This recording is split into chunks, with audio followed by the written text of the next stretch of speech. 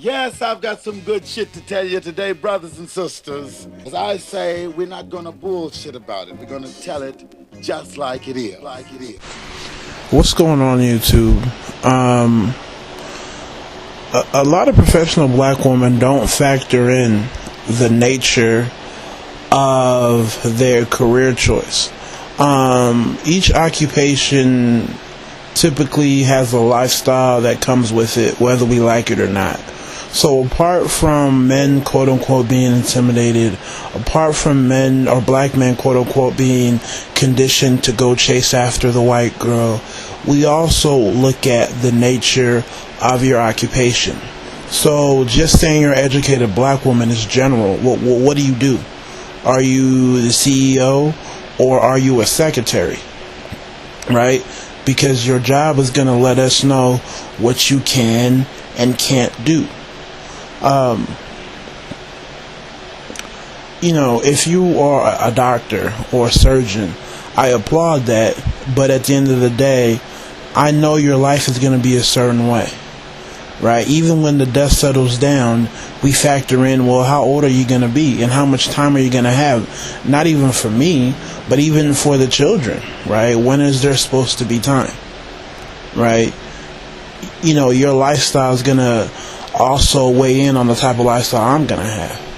So if that's not appealing, it really doesn't matter how attractive you are. It doesn't matter how humble you are. Our lifestyle is going to be the lifestyle. Now, if there's a chick who, let's say, I don't know, she's a secretary or, maybe a social worker, and her life may fall within more the 9 to 5 range, well, there's a whole lot more flexibility, in terms of her lifestyle, right? What she can do and what she can't do. And trust me, we factor that in. I think a lot of women really have to be careful in terms of what they choose to do. It's not about, saying that, oh, what do you want me to do, right? Be a housewife and give up my career. No, I'm not saying that, right? Well, at least that's not my choice to make. But there are pros and cons. You can't have it both ways. And that's the problem. This have-it-all mentality doesn't work. That's why you have to figure out what's most important to you. I'm lucky that my career choice, still allows me to go hard on the career level, but also allows me to pretty much go hard on the family level, where I'm still flexible. But if it didn't, I would have had to make a serious choice. Really, I would have to. I've met a couple of women in college who had to make similar choices. I'm not gonna, say their race, but they had to make similar choices, right? Beautiful. And even when I was younger, I couldn't understand why some of them were making some of the choices that they're making. You're talking about 4.0, summa cum laude type people, right?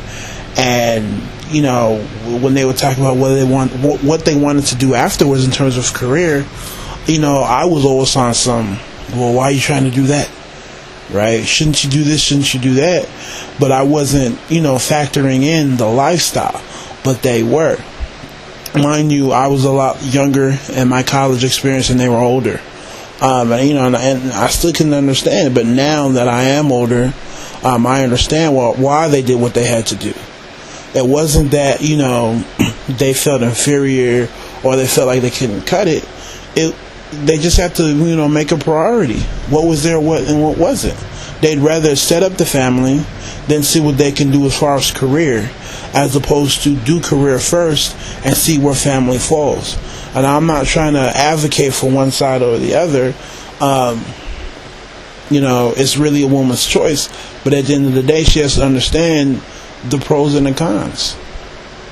You can't aspire to be Miss Super Professional, then be upset when men don't choose you. Right? We can talk all day about, what black men aren't doing, but it's the same is going to go for white men or whoever.